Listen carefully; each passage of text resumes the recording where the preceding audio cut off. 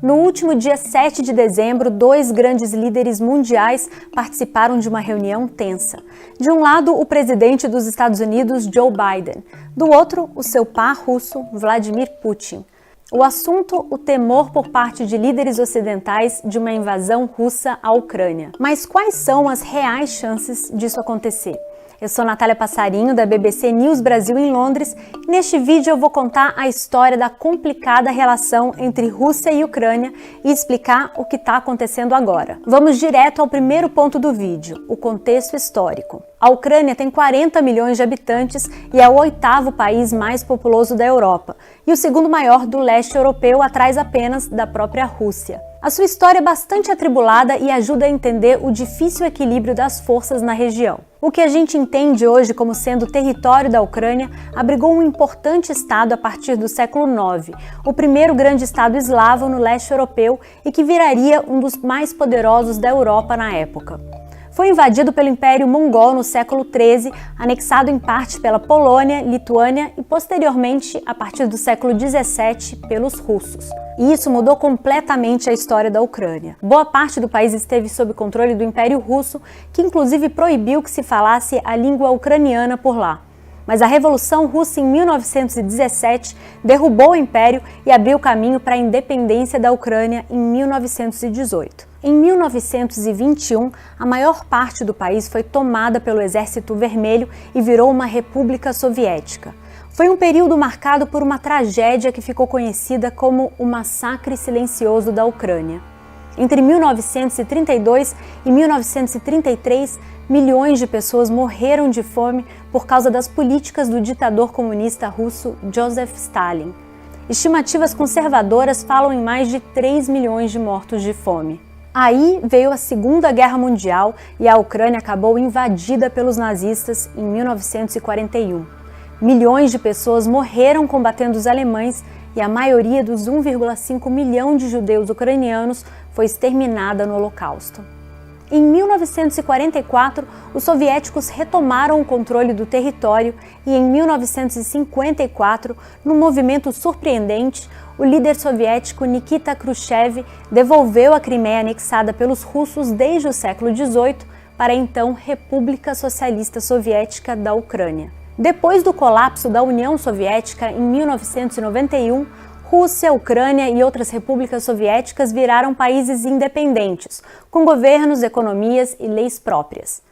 Mas alguns ucranianos, principalmente no leste do país, se identificam mais com a Rússia. Para ter uma ideia de como as coisas são confusas por lá, muitas pessoas têm o russo como idioma principal. Já o oeste tem mais proximidade com outros vizinhos europeus, particularmente a Polônia. Essa dualidade, aliás, tem um papel-chave na crise atual. Após a independência, a Ucrânia formou alianças militares com a Rússia e com outros países membros da Comunidade dos Estados Independentes, que envolve 11 repúblicas que pertenciam à antiga União Soviética. Ao mesmo tempo, estabeleceu uma parceria com a Organização do Tratado do Atlântico Norte, a OTAN, em 1994. Lembrando, a OTAN é uma aliança militar formada após a Segunda Guerra Mundial com países da América do Norte e da Europa. Essas relações ucranianas com os dois lados e essa tentativa de se apresentar como neutra são importantes para a gente entender o conflito que começou em 2013. Naquele ano, o então presidente ucraniano Viktor Yanukovych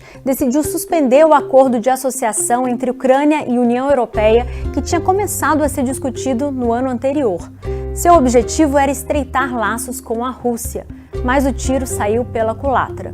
O país foi tomado por uma onda de protestos que ficou conhecida como Euromaidan, que teve uma série de consequências. Foi um baque momentâneo nas pretensões russas de mais influência. Na sequência, a Rússia invadiu e anexou de novo a Crimeia.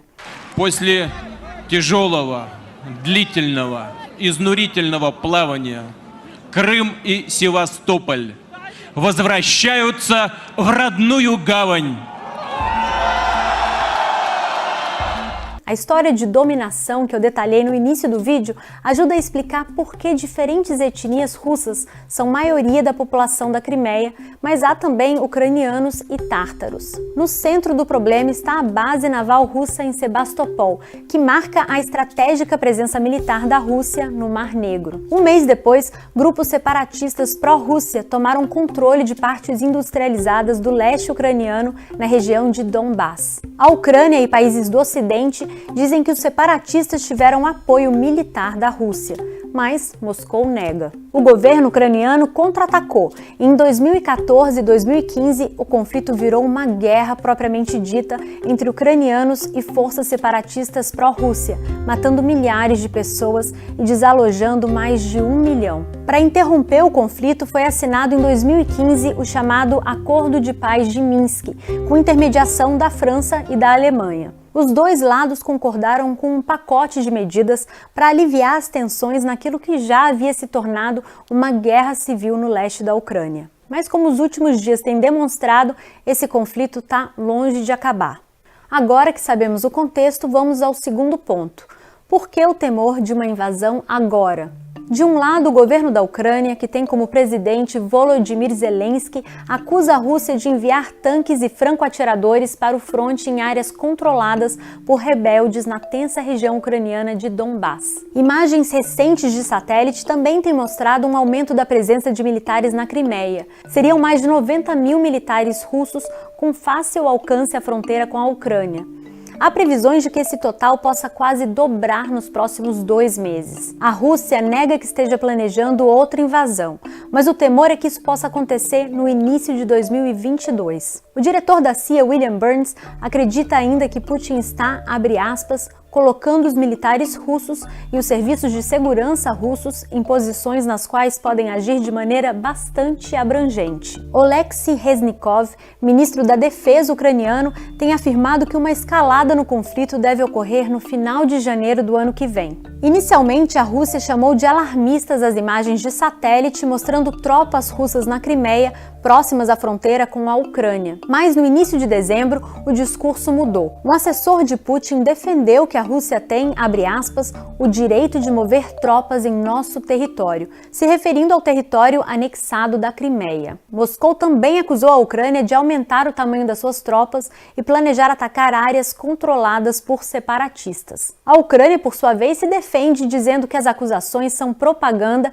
e tem o objetivo de justificar uma futura ação militar russa. Bom, são esses os ingredientes da reunião entre Biden e Putin em 7 de dezembro. Na chamada de vídeo, que durou cerca de 2 horas, Biden falou sobre as suas preocupações e Putin, por outro lado, acusou a Ucrânia de provocação.